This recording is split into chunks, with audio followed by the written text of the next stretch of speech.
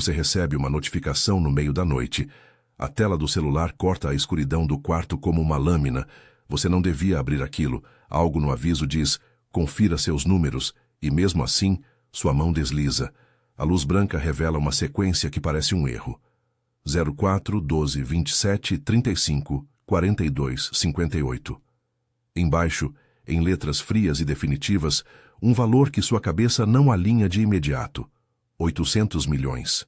Por um segundo, você só olha para o brilho, tentando entender se foi o sono pregando uma peça. A sensação é física. O mundo vira um corpo estranho que pulsa na garganta. A respiração fica curta, a palma da mão umedece. Você pensa que vai fechar o celular e fingir que não viu, mas a curiosidade vence o medo. Você não devia ter aberto isso, e isso muda tudo. No começo é apenas incredulidade. Você conversa sozinho, testa de novo, fecha o aplicativo e reabre, como quem procura pela falha no código. O número permanece. Você anota em um guardanapo qualquer, fala alto com o vazio do apartamento. Não pode ser. A cidade lá fora segue respirando indiferente. Você liga para a única pessoa com quem poderia dividir o absurdo sem parecer insano, sua mãe. Ela atende com sono. Você tenta disfarçar a voz. Quando diz que olhou o que veio no celular, há um som curto no outro lado da linha. Algo como um suspiro que se transforma em risada nervosa. Jura? Ela pergunta. Você ainda duvida. Promete. Vou confirmar. Eu volto. A etapa seguinte é prática e estranha na sua precisão. Você percebe que não há como viver com um segredo desse tamanho sem ordená-lo. Não é só sobre o dinheiro. É sobre os olhos do mundo, sobre as perguntas que não dormem. Você chama um advogado recomendado por um amigo de infância que agora trabalha em um escritório da Faria Lima. O telefone toca, a secretaria anota apressada e você fala de forma medida, anotando o nome do sócio como se segurar aquele nome pudesse ancorar a loucura. Eles pedem calma. Dizem que primeiro é preciso verificar, checar as origens, confirmar a transferência, olhar os registros. Pedem confidencialidade. Assinam o primeiro contrato em que sua própria voz é medida em cláusulas, e você sente que, pela primeira vez, a notícia ganha corpo legal e deixa de ser só um pensamento noturno. Você escuta palavras como holding, gestor, consultor, compliance.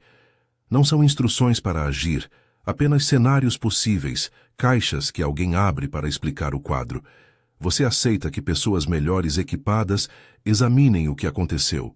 À mesa do escritório, com a cidade de vidro por trás do interlocutor, você entrega o telefone com a sequência explícita gravada. O advogado pergunta por que você abriu aquilo. Você não tem uma resposta nobre.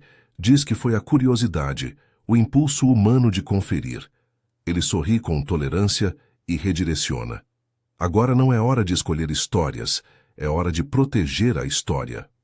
A frase ecoa. Proteger. Você não imaginava que o próprio fato de viver se tornaria matéria a proteger. A confirmação vem com a frieza de um e-mail oficial 2 manhãs depois. Documentos que começam a dissolver qualquer fantasia.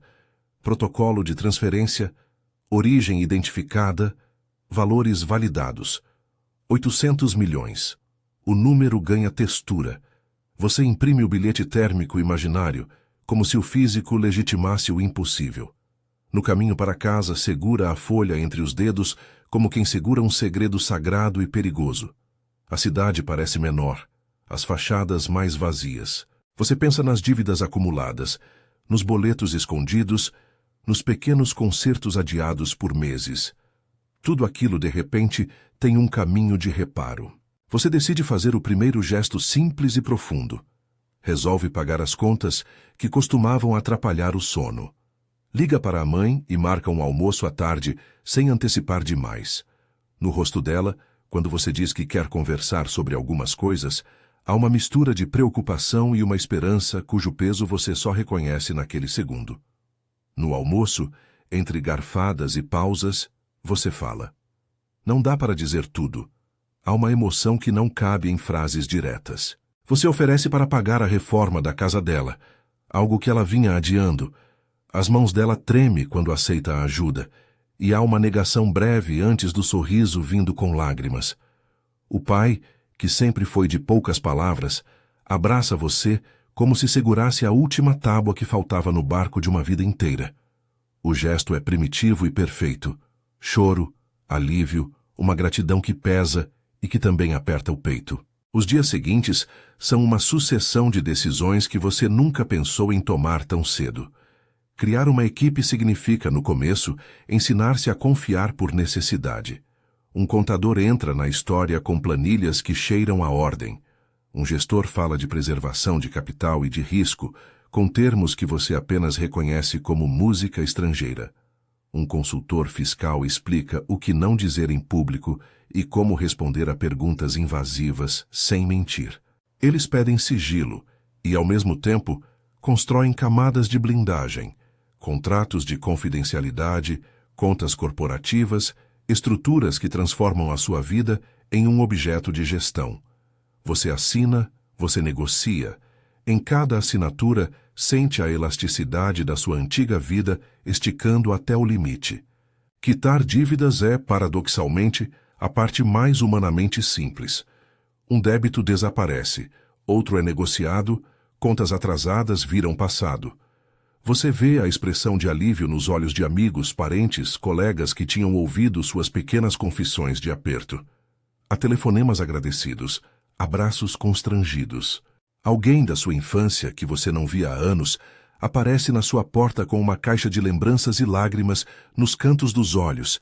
Ele não pede nada, e ainda assim traz histórias de tempos em que a vida era feita de trocas menores e certezas duras.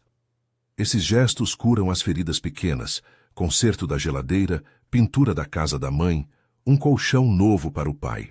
Cada reparo é uma aplicação direta de um alívio que, por um instante, parece suficiente para justificar o acesso indevido que gerou tudo.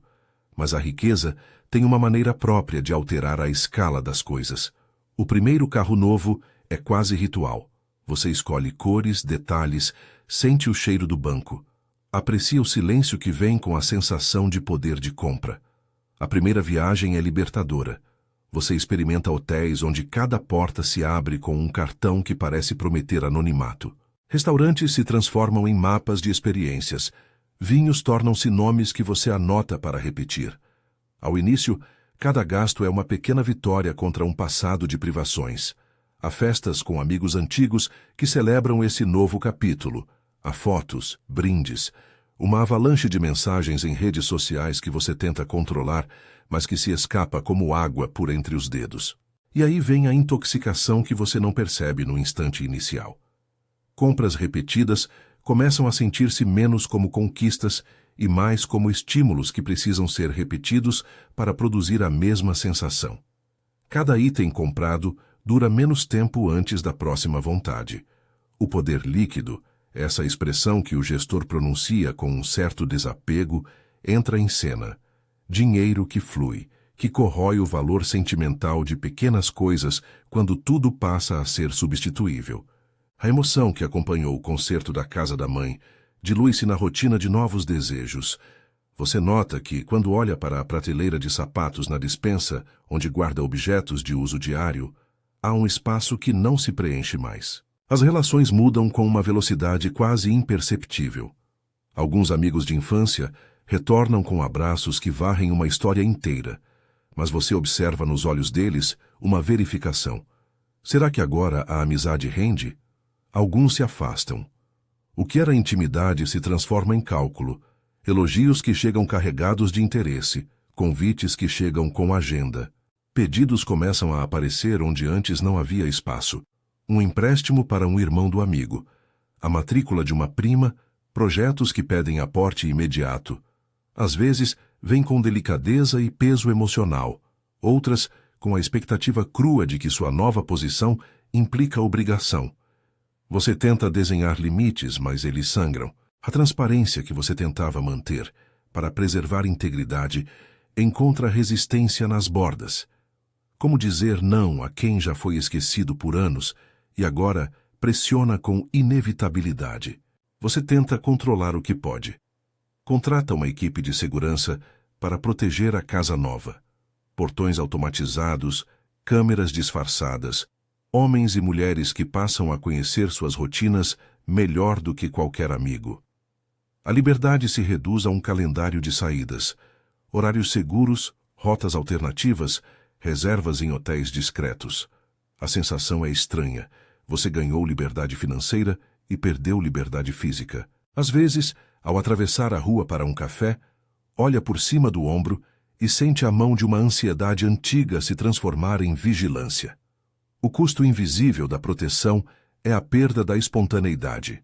Surpresas que antes eram possíveis, agora precisam ser avaliadas por protocolos de segurança. Você não percebeu que havia uma alegria no fato de poder andar sem pensar antes de tudo. A exposição também tem seus vazamentos pequenos e mortificantes. Um amigo que você trouxe para um jantar começa a comentar detalhes que você pensava privados. Um rumor sussurra no condomínio. Fotos vazam. A mídia chega, como sempre, com um apetite por narrativa. Você se pega apagando posts, reescrevendo justificativas, acompanhando o alcance de notícias que tratam sua vida como manchete. Nesse processo, a imagem passa a pesar tanto quanto a realidade. Você cria uma estratégia de comunicação, contrata assessoria, grava depoimentos em que fala de generosidade e impacto. As palavras parecem se alinhar a uma verdade mais polida do que a sua própria complexidade interior. É nesse momento que nasce o Instituto. A ideia chega como um remédio e como um remorso, algo que permita canalizar recursos para causas reais, que traga sentido e, de quebra, proteja a imagem diante da opinião pública. Você imagina nomes, idealiza projetos, imagina placas com seu nome ou com nomes que transferem glória a outras pessoas. O Instituto contrata profissionais, levanta relatórios, financia reformas em escolas, apoia pequenas iniciativas locais. Há cerimônias com discursos ensaiados, onde você fala de responsabilidade e de esperança. Em alguns desses momentos, você sente a verdade bater. Há rostos que mudam de fato, mesas que passam a ter comida regular, crianças que aprendem em salas reformadas. Esses encontros reais e silenciosos produzem um bem concreto que você não pode negar. O rosto de uma professora que segura um kit escolar doado pelo Instituto gera algo parecido com plenitude. Você sente que fez algo que importa. Mas a filantropia também é palco. Reportagens mencionam repasses.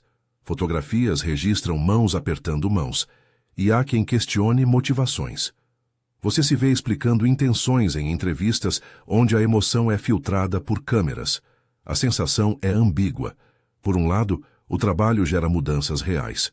Por outro, a presença do seu nome em uma placa ou em um press release faz com que parte do gesto seja performance. Você começa a entender a linha tênue entre resgatar e se exibir. E internamente, surge um vazio que dinheiro e intenções nobres não alcançam. A urgência que alimentava suas manhãs, pagar uma conta, consertar algo, correr atrás de um problema imediato, desapareceu. A sua vida, que antes tinha foco nas pequenas batalhas, agora tem metas grandes e longas. A adrenalina diminui. A mola no peito que impulsionava você a agir se solta. Às vezes, no silêncio da casa grande, você pega o bilhete térmico imaginário e o alisa entre os dedos como quem tenta encontrar um relevo que explique tudo. Você sente falta da pessoa que você era quando cada conquista exigia suor visível. Há uma melancolia fina, como se a conquista de cada desejo fosse também um empobrecimento de sentido. Os amigos que se mantêm próximos são reais de uma maneira mais rala.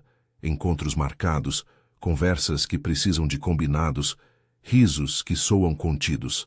Em algumas noites, você confessa a alguém de confiança que sente falta do desespero que, embora doloroso, dava direção. A confissão não é bem recebida. Existe culpa em sentir isso, uma sensação de ingratidão por reclamar no meio de tanta abundância. Você percebe que o presente que recebeu, esse acesso que não devia ter aberto, trouxe alívio e dor ao mesmo tempo. Há também as cenas que pertencem ao poder de compra, quase cômicas quando vistas com distância. Coleções que você nunca ousou imaginar ter, quadros pendurados que raramente olha, viagens que se repetem com a mesma linha de hotéis e depois do terceiro destino, começam a dissolver-se em mesmice. Entre um evento do instituto e outro, você se pega preferindo o silêncio de um café simples na esquina, onde ninguém te reconhece e as preocupações do mundo parecem menores, palpáveis. O paradoxo é cruel. Com tanto para fazer e tanto com que ocupar-se, aquilo que mais precisa de atenção é uma sensação antiga de propósito. Em certo momento, a família reclama de atenção. Você está presente em termos financeiros, mas ausente em termos de presença. Pedidos se acumulam nos jantares, perguntas que não encontram resposta. Você lembra quando íamos ao mercado e demorávamos horas para escolher uma fruta? O comentário é afetuoso e também uma acusação sutil de que algo se perdeu. Haverá discussões que ferem. Haverá amigos que esperavam um gesto de amor que dinheiro não compra. Você tenta compensar com tempo, com viagens em família, mas o tempo comprado não resgata o tempo vivido. As rotinas que estruturavam relações há muito foram dissolvidas por horários de reunião e compromissos externos. A segurança, por sua vez, impõe uma rotina de precauções que você não antecipou. Às vezes você se pega olhando para trás antes de entrar em um elevador, verificando se a entrada principal está trancada. Seu pensamento calcula riscos onde antes havia espontaneidade. A casa que deveria ser refúgio é também uma fortaleza com mecanismos que a tornam menos acolhedora. O descanso torna-se técnico. Você tem que avaliar se pode relaxar. A ansiedade por segurança transforma pequenas ações em protocolos. O mundo, de repente, exige que você pague por invisibilidade. Nem tudo é perda. Há encontros que se mantêm essenciais. A professora do instituto, que ao final de uma reforma de escola, segura sua mão e o chama pelo nome de forma simples. A criança que desenha e assina com o seu nome como se fosse um reconhecimento de gratidão genuína. Há momentos em que a sua ação ajuda de forma direta e imediata. Hospitais que recebem equipamentos, famílias que saem de uma situação crítica. Esses instantes não se comparam à ambivalência geral. Eles têm peso. E você se apega a eles como se fossem âncoras. Ainda assim, a pergunta que não te larga surge numa varanda ao entardecer. Você está sozinho, a cidade alargando-se em tons acinzentados. Nos bolsos, o bilhete térmico permanece apenas como imagem mental, já não físico. A brisa bate leve, e você pensa nas mãos que tremiam quando abriu aquilo que não devia. Você revisita o percurso inteiro. A incredulidade, a confirmação, as assinaturas, a casa da mãe consertada, os carros novos, os jantares, as fechaduras reforçadas, as placas do instituto, as mãos que agradecem, tudo isso pulsa com intensidade e, ao mesmo tempo, com uma sensação de derrota íntima. Você conclui com uma serenidade triste que o dinheiro resolveu uma parte das urgências e criou outras urgências que você não previa. Proteger, administrar, sustentar uma imagem, responder a uma infinidade de expectativas. E então a pergunta se torna quase direta, como se a cidade tivesse ouvido e estivesse vociferando junto. Você aceitaria 800 milhões? Por quê? E a pergunta se abre para mais do que o valor. Aceitar esse acesso significa aceitar um conjunto de consequências que atravessam relações, liberdade e identidade. Significa perder parte da espontaneidade e ganhar outra forma de responsabilidade. Não há resposta universal. Para alguns, poderia ser redenção. Para outros, cárcere. Para você, foi uma mistura. O valor trouxe cura e contratempo, poder e isolamento, impacto real e a necessidade de criar narrativas de sentido que às vezes soam mais para fora do que para dentro. Se esse começo já mexeu com você, inscreva-se para ouvir outras histórias que exploram encruzilhadas assim. No silêncio depois, pensando naquela notificação que você não devia ter aberto, imagina o que faria no seu lugar. Você aceitaria 800 milhões? Por quê? Compartilhe nos comentários e marque alguém que precisa imaginar essa encruzilhada.